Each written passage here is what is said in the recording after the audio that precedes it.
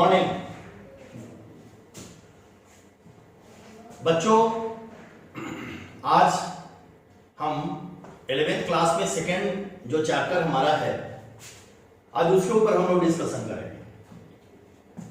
इससे पहले हमने जितने भी सारे वीडियोस आपको दिए हैं उसमें सिस्टमैटिक जितने भी टॉपिक थे फर्स्ट चैप्टर के, फिर क्वेश्चन आंसर, सारी चीजें मैंने आपको प्रोवाइड करवा दी है। अब जो हम इसे आगे की जो बात करेंगे वो सेकेंड चैप्टर की बात करेंगे।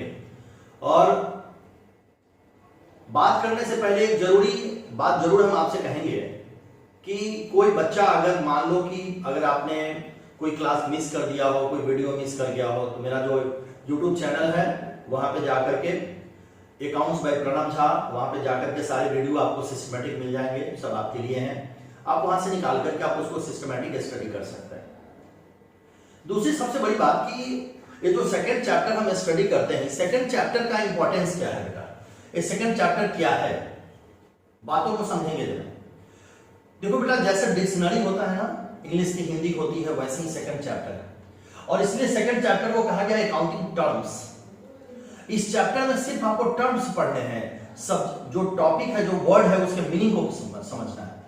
अगर उसके टॉपिक्स को, अगर उसके मीनिंग को अगर आप समझ गए, ठीक है ना, तो किसी तरह की कोई परेशानी नहीं होगी। ये सारे वर्ड्स रिपीट होंगे आपको, इससे आगे जितने भी चैप्टर्स होंगे उसमें रिपीट होंगे। कॉमर्स आपके लिए नया है, जितने भी 11th क्लास के बच्चे हैं।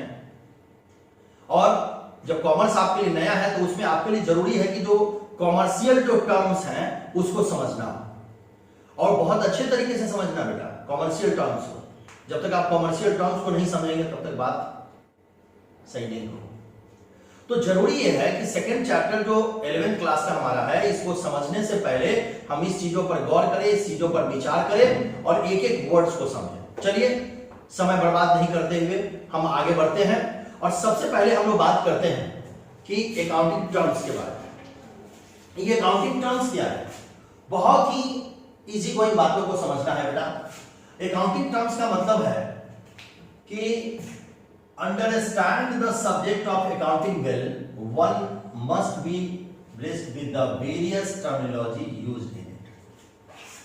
Accounting terms का क्या मतलब, जब हम अकाउंट्स पढ़ते हैं तो जब हम अकाउंट्स स्टडी करेंगे तो भाई अकाउंट्स को स्टडी करने में बहुत सारे ऐसे वर्ड्स एंड टर्म्स हैं जो कि आपके सामने आए, जिसका संबंध किससे है, अकाउंटिंग से है। That's called accounting terms. तो टर्मिनोलॉजी है, एसेट्स है, लायबिलिटी है, कैपिटल है, ड्राइंग्स है, एक्सपेंस है, एक्सपेंडिचर है, सारी चीजें बेटा पढ़नी है। जब तक ये टर्म्स आपको क्लियर नहीं होंगे तब तक जाकर के बात आपको समझ में नहीं आएगी अच्छे से। चलिए बात करते हैं आगे। सबसे पहले हम लोग बात करेंगे business entity, that is the most important terms. Business entity, business entity क्या होता है? बिजनेस एंटिटी मीन्स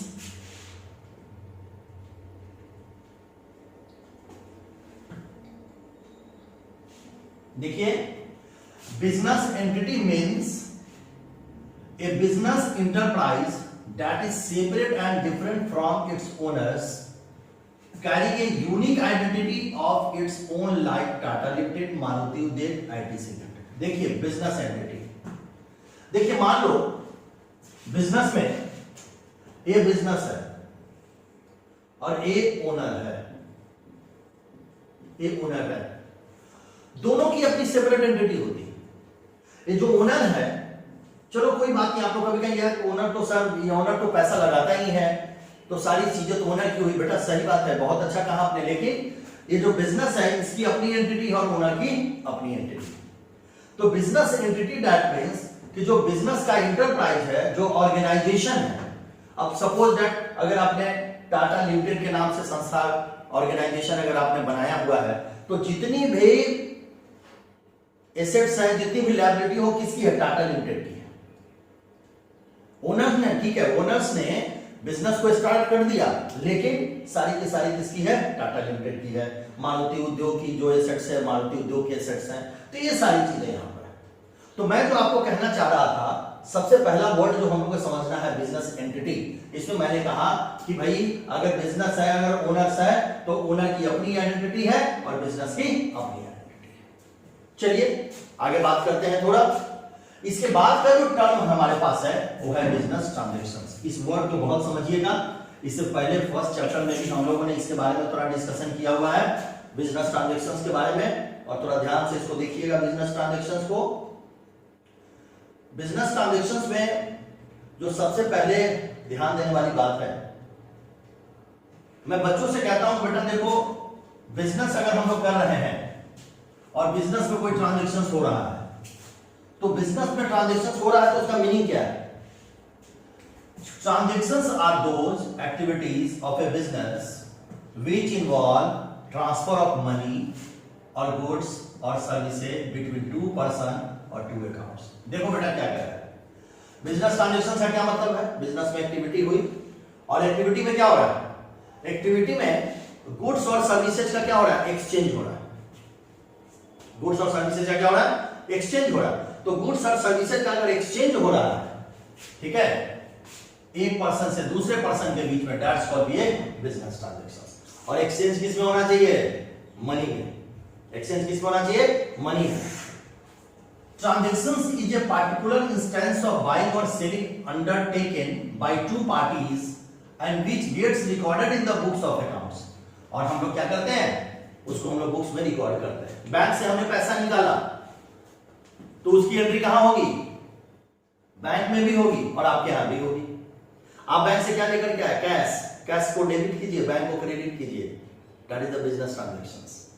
तो मेरे कहने का मतलब है कि बिजनेस ट्रांजैक्शंस हम तभी कहेंगे जबकि उसमें क्या होगा? एक्सचेंज होगा। गुड्स और सर्विसेज का क्या होगा? एक्सचेंज होगा। और एक्सचेंज किस रूप में होगा? मनी में होगा। कहता है बेटा कि ये जो बिजनेस ट्रांजैक्शंस है ये कैश में भी हो सकता है, क्रेडिट में भी हो सकता है। कैश मतलब तुरंत कैश में पेमेंट हो गया, और क्रेडिट दैट मींस कि आपने पेमेंट उस समय नहीं किया है, पेमेंट आप क्या करेंगे? बाद में करेंगे। बात मेरी समझ में आ रही है?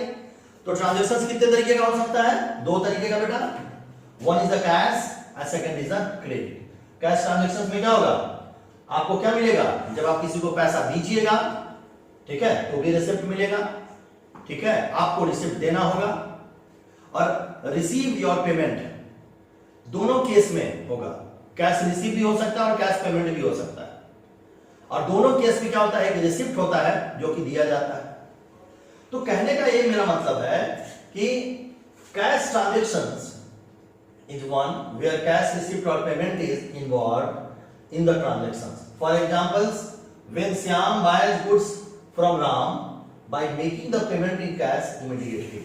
जब बेटा हम कोई गुड्स और सर्विसेज का एक्सचेंज करते हैं और इमीडिएट कैश का पेमेंट कर देते हैं, that's called be a cash transactions.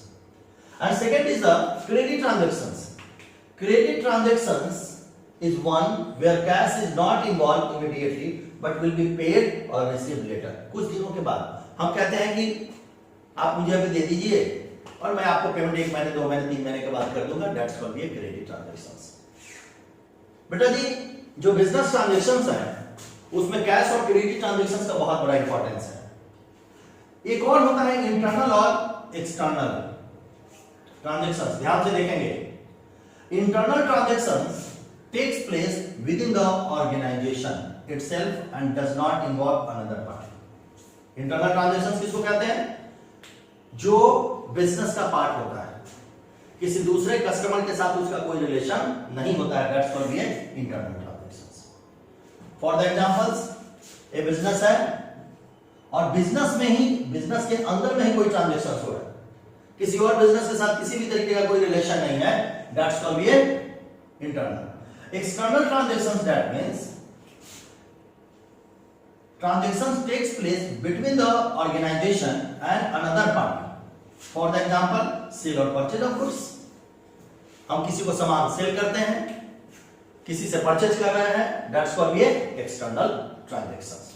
चलिए हम लोगों ने अभी तक स्टडी किया कि भाई बिजनेस ट्रांजैक्शंस क्या होता है, और फिर हमने स्टडी किया कि टाइप्स ऑफ ट्रांजैक्शंस कितने होते हैं। तो one is the cash transactions, second is the credit transactions and internal transactions and external transaction. चलिए आगे बात करते हैं। मोस्ट इंपॉर्टेंट टर्म्स बात करेंगे।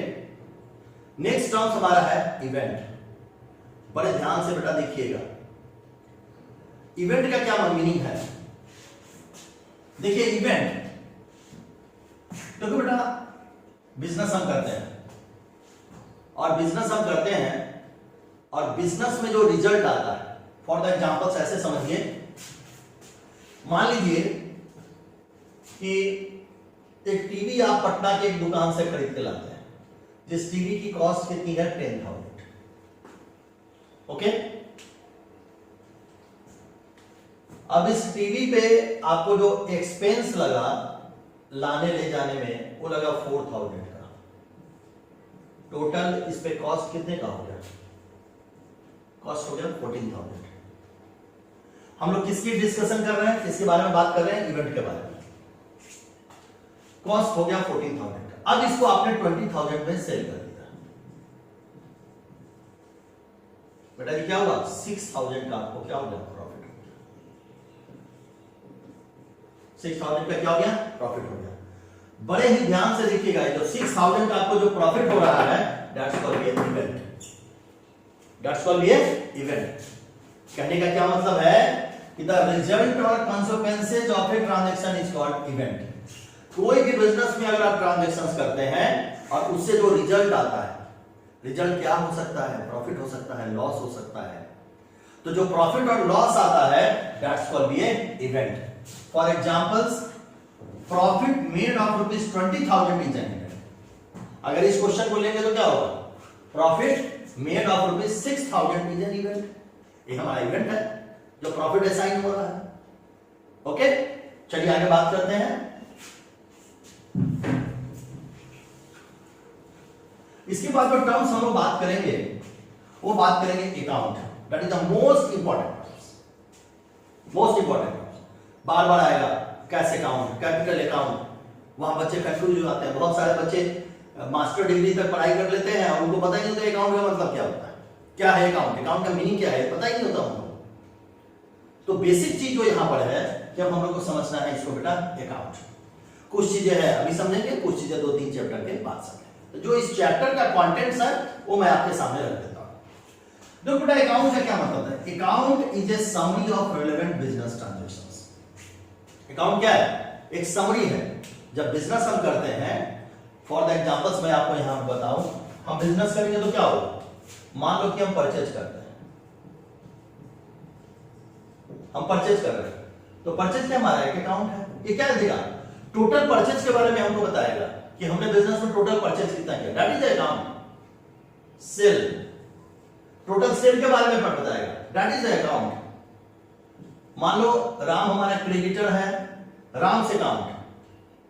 हम सैलरी दे रहे हैं, सैलरी अकाउंट बताएगा वो। हम रेंट दे रहे हैं बिजनेस का, रेंट अकाउंट। और लास्ट में अकाउंट को हम कैसे डिनोट करते हैं? अगर स्पेलिंग देखेंगे तो अकाउंट, और इसको शॉर्ट फॉर्म में A/C डिनोट करना है। ठीक है, तो मैंने कहा कि account is a summary of relevant business transaction at one place relating to person, assets, expense, revenue named under one headings. मैंने क्या कहा बेटा? जितनी भी सारी चीजें हम सैलरी का पेमेंट कर रहे हैं, वो सारी की सैलरी का पेमेंट किसके अंदर आएगा? इस सैलरी अकाउंट के अंदर आएगा। That's called be account. क्यों? कि ये पूरे बिजनेस के सैलरी को क्या कर रहा है? रिप्रेजेंट कर रहा है। एक समरी है, हम एक समरी, टोटल सैलरी को हम लेकर के इस सैलरी अकाउंट के अंदर डालते हैं, टोटल परचेज को लेकर के इसके अंदर डालते हैं, टोटल सेल को लेकर के इसके अंदर डालते हैं। That's called be account. देखिए अकाउंट जो है एक पार्टिकुलर पर्सन के बारे में आपको बताता है। अब इस चैप्टर में बेटा यहीं तक पढ़ना है आपको, लेकिन जब आगे बढ़ेंगे तब इसी अकाउंट को हम लोग को क्या करना होता है? डेबिट और क्रेडिट करना होता है। डेबिट और क्रेडिट। फॉर द एग्जांपल्स, एक एग्जांपल्स मैं आपके सामने रख देता हूं। मानिए आपने कोई गुड्स परचेज किया, तो गुड्स अगर आप परचेज कर रहे हैं तो आप क्या एंट्री करेंगे? परचेज अकाउंट DR टू, अगर मान लो कैश में परचेज कर रहे हैं तो कैश अकाउंट। तो हमने क्या किया? इसी अकाउंट को बेटा, इसी अकाउंट को हमने क्या किया? डेबिट और क्रेडिट कर दिया। अब डेबिट क्रेडिट कैसे करेंगे, किस तरीके से करेंगे, ये सब चीजें आगे जाकर के हम लोग स्टडी करेंगे। अभी हम लोग को बस यहां समझना है कि ये अकाउंट क्या होता है। चलिए अगला टर्म देखते हैं। अगला जो टर्म हमारे पास आया, जितने भी टर्म्स बेटा पढ़ रहे हैं क्लियर होने बहुत जरूरी है। नहीं क्लियर होगा तो कॉमर्स नहीं पढ़ पाएंगे आप, इस बात को एकदम ध्यान से समझ लीजिए। और ये सारे टर्म्स को आपको एकदम क्लियर करने हैं, जिसको क्लिस्टर क्लियर बोलते हैं वो करने हैं। जब तक आप वो नहीं कर पाएंगे तब तक आप कॉमर्स नहीं पढ़ पाएंगे। सारे वर्ड्स आपको जितने भी चैप्टर्स आप स्टडी करेंगे प्रत्येक चैप्टर में आपको ये सारे वर्ड्स आएंगे, ये हमारे टर्म्स हैं, इसी पे कॉमर्स का जो क्रिएशन किया गया। चलिए आगे बात करते हैं कैपिटल। कैपिटल के बारे में मैं बात बता दूं, बहुत छोटा सा एग्जांपल कैपिटल के बारे में बेटा ले लीजिए कि पैसा इन्वेस्ट करना है, amount invested bye the proprietor in the business, that's all. Amount invested by the proprietors in the business, that's called capital. एक ऐसा पैसा जो कि कौन देता हो, बिजनेस में कौन लगाता हो, प्रोप्राइटर मालिक लगाता हो, दैट्स कॉल्ड कैपिटल। ये जो कैपिटल है बेटा, ये कैपिटल एसेट्स में भी हो सकता है, कैश में भी हो सकता है, ठीक है, किसी भी तरीके से फॉर्म में हो सकता है। और जब कैपिटल का फॉर्मेशन हम करते हैं तो आने वाले समय में इसी कैपिटल के अकॉर्डिंग टू हम लोग क्या करते हैं, प्रॉफिट और लॉस असाइन करते हैं। मान लो कि कैपिटल हमारा डिक्रीज अगर होता चला गया तो मान के चलो कि बिजनेस में लॉस हो रहा है बेटा। अगर कैपिटल हमारा इंक्रीज करता चला जा रहा है, बिजनेस हमने 1 लाख से स्टार्ट किया, हमारा बिजनेस 5 लाख तक पहुंच गया, दैट्स मीन बिजनेस में प्रॉफिट हो रहा है। तो बहुत ज्यादा यहां समझना नहीं है, यहां बस आपको इतना ही जानना है कि कैपिटल का मतलब क्या है कि जो प्रोप्राइटर, जो मालिक, जो बिजनेस में पैसा इन्वेस्ट कर रहा है, दैट्स कॉल्ड कैपिटल। कैपिटल को के लिए हम लोग एक फार्मूला का भी क्रिएशन करते हैं, ध्यान से लिखिएगा। Capital is equal to assets, अभी मैंने आपको नहीं बताया है, लायबिलिटी नहीं बताई है, अभी बताएंगे तो क्लियर होगा, लेकिन ये फार्मूला है इसलिए इसको थोड़ा यहां समझना जरूरी है। इसको थोड़ा मेमोरी में डाल लीजिए, थोड़ा याद कर लीजिए, एक दो बार रिपीट कर देते हैं। Capital is equal to assets minus liability. चलिए एक बार और रिपीट करते हैं। Capital is equal to assets minus liability, capital is equal to assets minus liability. किसी भी बिजनेस में अगर कैपिटल को असाइन करना हो तो उस बिजनेस के अंदर के एसेट्स को में से लायबिलिटी को क्या करते हैं, डिडक्ट करते हैं, तो हमारा क्या निकल जाता है, कैपिटल निकल जाता है। चलिए आगे बात करते हैं।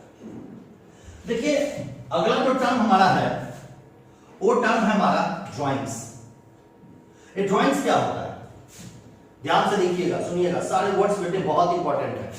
देखो ड्राइंग्स का मतलब होता है कि it is the amount of cash और value of goods withdrawn from the business by the proprietor for his personal use.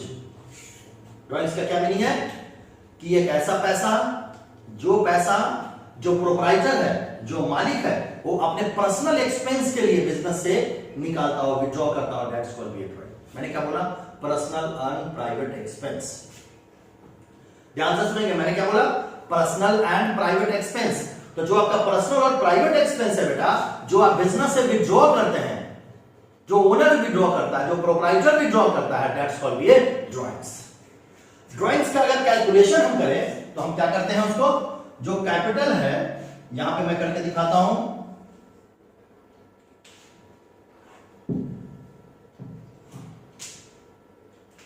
मान लो कि जो बिजनेस का कैपिटल है बेटा, कैपिटल में से हम लोग क्या करते हैं, लेस ड्राइंग्स, लेस ड्राइंग्स। ध्यान से देखिए, कैपिटल में से क्या करते हैं, ड्राइंग्स को लेस करते हैं। चलिए आगे बात करते हैं। इसके बाद जो टर्म्स हम लोग को बात करना है, वो टर्म्स बात करना है लायबिलिटी। बड़े ध्यान से समझिएगा, बहुत गौर से समझिएगा।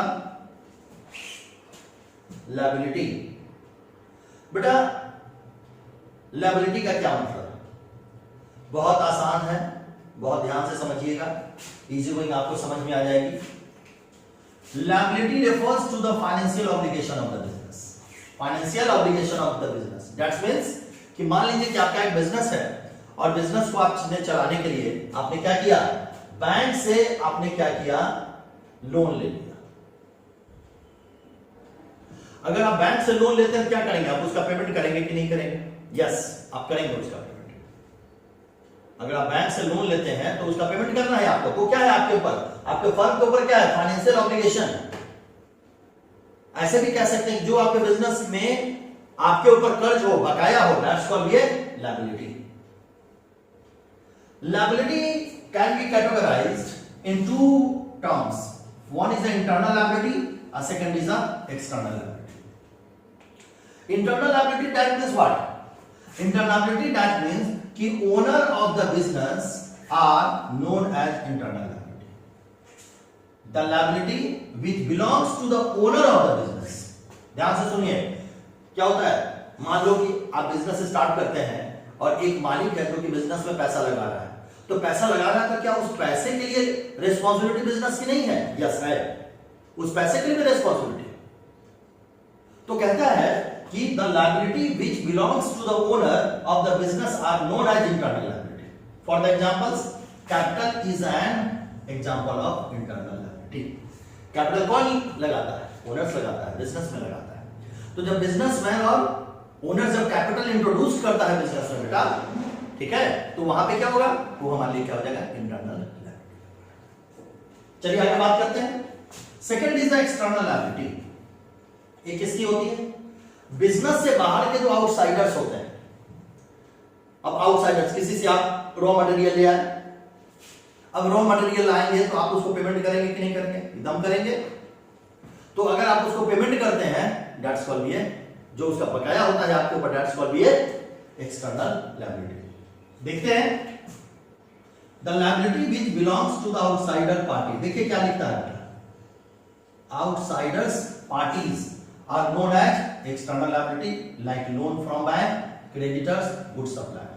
बैंक से आपने लोन लिया, किसी से आपने रॉ मटेरियल लिया, गुड्स का किसी ने आपको सप्लाई किया, सबका पेमेंट आपको करना पड़ेगा। ये सारी चीजें क्या होती है बेटा, एक्सटर्नल लायबिलिटी होती है। अब ये जो एक्सटर्नल लायबिलिटी बेटा होता है, इस एक्सटर्नल लायबिलिटी को हम दो कैटेगरी में बांटते हैं। बहुत ध्यान से देखिएगा और एक एक चीजों को समझ के चलेंगे हम लोग।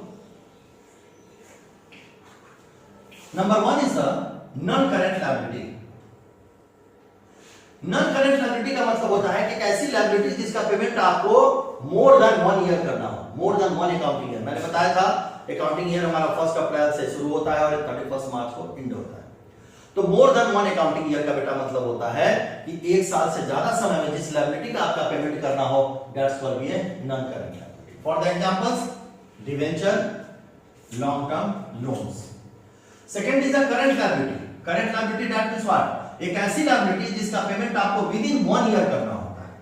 विद इन 1 ईयर, देखिए जरा यहां पे विद इन ए ईयर।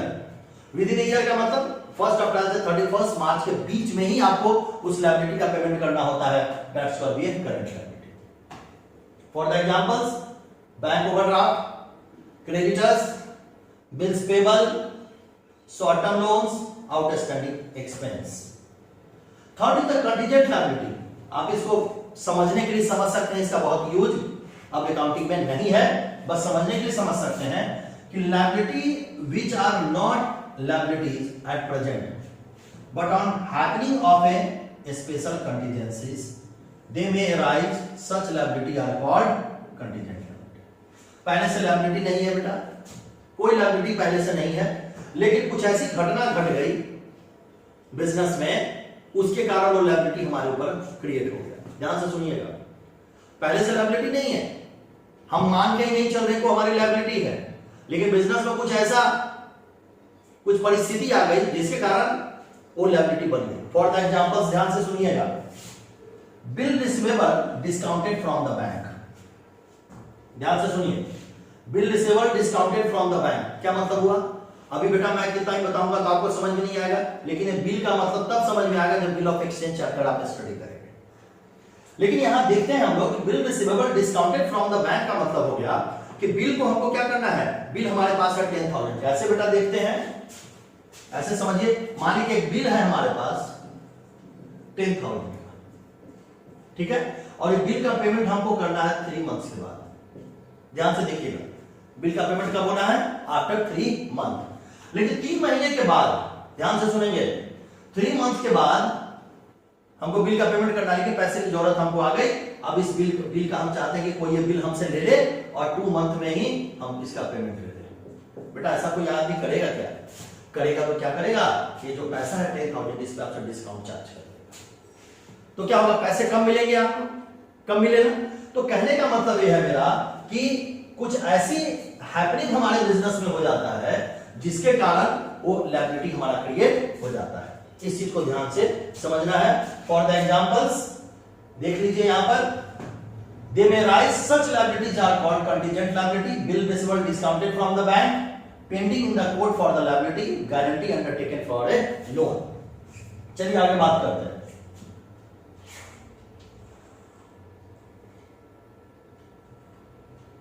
इसके बाद हम लोग जो बात करेंगे वो बात करेंगे एसेट्स के बारे में।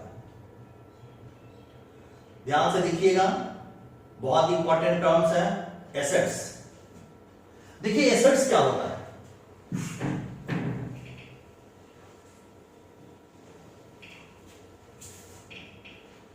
देखिए एसेट्स का मतलब होता है जो बिजनेस की प्रॉपर्टी होती है, दैट्स ऑल। जो बिजनेस की प्रॉपर्टी है that's called be assets. For the examples, cash in hand, plant and machinery, furniture, fittings, bank balance, debtor मतलब जो पैसा देने वाला होता है, bill receivable, stock, investment, goodwill, goodwill का मतलब रेपुटेशन, आगे पढ़ेंगे हम लोग सबके बारे में। ये सारी चीजें क्या होती है, हमारी एसेट्स होती है। जो हमारे बिजनेस का क्या है, प्रॉपर्टी है, जिसकी एक वैल्यू है, that's called be assets. Assets के लिए तीन कैरेक्टर का होना बहुत जरूरी है, तीन कैरेक्टरिस्टिक्स एसेट्स में होना चाहिए। Number 1 is the assets are valuable terms, वो उसकी एक वैल्यू होनी चाहिए। Number 2 is the assets are owned by the business, वो बिजनेस का होना चाहिए। They are helpful for a smooth conduct of the business, और एसेट्स से हम बिजनेस को बहुत स्मूथली क्या कर सकते हो, बिजनेस को आगे बढ़ा सकते हो। These are the three characteristics of involving assets. Next is the assets can be classified into basically two types. First is the non-current assets. Non-current assets, that means what? Beta non-current assets, that means कि those types of assets which are using more than one accounting year. एक ऐसी संपत्ति जिसका इस्तेमाल हम एक साल से ज्यादा समय के लिए करते हैं, that's called be non current assets. Non current assets are those assets which are held for long term use in the business, लंबे समय तक के लिए बिजनेस में जिसका इस्तेमाल होता है, with the purpose of producing, सामान का निर्माण करने में और रेवेन्यू अर्न करने में उसका यूज हम लोग करते हैं। जो नॉन करंट एसेट्स होता है ये सेल पर्पस के लिए बेटा नहीं होता है, किसी भी हालत में नहीं होता है। चलिए आगे बात करते हैं। Non current assets are classified in two types, one is the tangible और second is the intangible. One is the tangible and second is the intangible. ध्यान से देखते हैं टेंजेबल एसेट्स। टेंजेबल एसेट्स हम किसको कहते हैं? टेंजेबल एसेट्स का मतलब होता है एक ऐसी संपत्ति, एक ऐसा एसेट्स जिसका फिजिकल फॉर्म हो, शेप हो, साइज हो, that's called be a tangible assets. Assets are own having physical existence. ये मार्कर है बेटा, मार्कर क्या इसका फिजिकल एग्जिस्टेंस है कि नहीं है? आकार प्रकार है, that's called be a tangible assets. जो कुछ भी आप देखते हैं जिसका फिजिकल एग्जिस्टेंस है, जिसको देख सकते हो, जिसको छू करके महसूस कर सकते हो, that's called be a tangible assets. For examples, plant and machinery, computer, goods. And second is the intangible assets. Intangible assets that means कि intangible assets are those assets having no physical existence but their positions gives rise some rights and benefit to the owner. अब intangible assets क्या होता है? Intangible asset उसका physical form, shape, size नहीं है, लेकिन उसका बेनिफिट किसके लिए? ओनर्स के लिए है, मालिक के लिए है। फॉर द एग्जांपल्स, गुडविल, जो बिजनेस का रेपुटेशन है, बिजनेस की value, patent, patent right, trademark, mining right, copyright, ये सब क्या है? एक वैल्यू है जो कि बिजनेस को क्या करता है? आगे की तरफ लेकर के जाता है। हर बिजनेस की एक अपनी वैल्यू होती है, हर बिजनेस का अपना रेपुटेशन होता है, और रेपुटेशन के अकॉर्डिंग टू उसके प्राइस क्या होते हैं, फिक्स होते हैं। तो मैंने कहा कि इंटेंजिबल एसेट्स में क्या क्या आएगा बेटा, गुडविल आएगा, पेटेंट राइट आएगा, कॉपीराइट आएगा, ट्रेडमार्क्स आएगा। Next is the current assets. ध्यान से सुनिए, करंट एसेट्स। करंट एसेट्स का मतलब है एक ऐसा एसेट्स जिसको हम एक साल के अंदर में, 1 ईयर के अंदर में, 1 अकाउंटिंग ईयर के अंदर में हम जब चाहे तब उसको कैश में कन्वर्ट करेंगे। देखिए, ये हमेशा सेल पर्पस के लिए होता है, which could be converted into cash within 1 year. That's called current assets. For the examples, cash, bank balance, bill receivable, stock, debtor, जो भी आप एग्जांपल्स ले लें। Now next is the fix assets. ये बहुत इंपॉर्टेंट आपके लिए नहीं है, फिर भी थोड़ा सा हम एक्सप्लेन कर देते हैं इसको भी। मेन आपके सिलेबस में जो बेटा पढ़ना है वो करंट एसेट्स और नॉन करंट एसेट्स को ही पढ़ना है, लेकिन फिक्टिशियस एसेट्स को भी देख लीजिए। देखिए, कहता है फिक्टिशियस एसेट्स क्या होता है। देखिए, एक ऐसा एसेट्स होता है जिसको हम नॉमिनल एसेट्स के भी नाम से जानते हैं। These assets have no real value, इसकी कोई वैल्यू अपनी नहीं होती। ये एज ए टेक्निकल ग्राउंड पे बस हम लोग यूज करते हैं, टेक्निकल ग्राउंड के लिए, और they are shown in the balance sheet till they are not completed return of the profit and loss account. ये थोड़ी बड़ी बातें हो गई, ये बातें भी आपको समझ में नहीं आएगी, जब कॉमर्स थोड़ा और आगे पढ़ेंगे तब समझ में आएगा रिटर्न ऑफ का मतलब क्या होता है, ठीक है ना। लेकिन बस इतना ही आप समझिए कि टेक्निकल तौर पे इस एसेट्स को हम यूज करते हैं, और एक नॉमिनल है, इसका कोई बेनिफिट बिजनेस को नहीं होता है, इसको हम लोग क्या बोलते हैं, फिक्टिशियस एसेट्स बोलते हैं। आगे बात करते हैं बेटा कुछ और। आज हम लोग ने स्टडी किया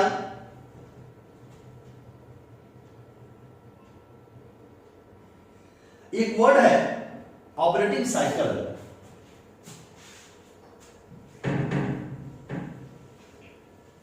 ध्यान से सुनिएगा, operating cycle. And operating cycle is the time between the acquisition of assets for processing and their realisation in cash equivalent. If the normal operating cycle cannot be identified, it is assumed to have duration of 12 months. देखिए क्या कह रहा है, operating cycle का time between the acquisition, time between the acquisition, जितने समय में वो आप एक्विजिट करते हैं एसेट्स को, और उससे आपको उसके अकॉर्डिंग टू कैश आपको मिलता हो, that's called be operating cycle. Generally operating cycle मान के कब तक काम चलते हैं, 1 ईयर का, 1 अप्रैल से लेकर के 31 मार्च तक। बेटा जी, आज हम लोग यहीं तक स्टडी करेंगे, और आज के क्लास में जो हम लोगों ने स्टडी किया उसको हम एक बार थोड़ा आपको बता दें कि आज के क्लास में हम लोगों ने क्या क्या स्टडी किया। आज के क्लास में बेसिकली सबसे पहले हम लोगों ने देखा कि बिजनेस ट्रांजैक्शंस क्या होता है, फिर हमने देखा कि इवेंट क्या होता है, फिर हमने देखा कि कैपिटल का क्या मतलब होता है, फिर हमने देखा लायबिलिटी क्या होता है, फिर हमने देखा एसेट्स क्या होता है। ड्राइंग्स के बारे में हम लोगों ने स्टडी किया। बेटा ये सारे इंपॉर्टेंट टर्म्स हैं, इतने इंपॉर्टेंट टर्म्स हैं जिसको आपको एक एक चीजों को ध्यान में रखना पड़ेगा, बातों को समझना पड़ेगा, तभी जाकर के आप अकाउंटिंग प्रोसेस को अच्छे तरीके से समझ पाएंगे। चलिए आज के लिए इतना ही क्लास रखते हैं। जिन बच्चों को, मैं फिर से एक बार बता दूं कि जिन बच्चों ने क्लास नहीं किया है या दिक्कत है, वो मेरे अकाउंट्स भाई प्रणव झा करके मेरा यूट्यूब चैनल है, वहां पे जा सकते हैं, वहां से जाकर के आप वीडियो ले सकते हैं, और ले करके आप सिस्टमैटिक सारी चीजों को आप क्या कर सकते हैं, स्टडी कर सकते हैं। कहीं से किसी तरह की दिक्कत हो तो मैंने आपको बताया हुआ है तरीका, उस तरीके से आकर के आप क्वेश्चन से राइज कर सकते हैं, अपने प्रॉब्लम्स को सॉल्व कर सकते हैं, किसी तरह की कोई दिक्कत आपको नहीं होगी। अगले क्लास में सेकेंड चैप्टर में इससे आगे के टॉपिक्स हम लोग बात करेंगे, बहुत इंपॉर्टेंट टॉपिक्स हैं, उन सब चीजों के ऊपर चर्चा हम लोग करेंगे। तो पढ़ते रहिए, मन लगा करके पढ़ते रहिए, और जहां भी दिक्कत होती हो वहां हम लोग को बताइए, हम लोग प्रयास करेंगे आपकी मदद करने का, आपके प्रॉब्लम्स को सॉल्व करने का। आज के लिए गुड डे, थैंक यू।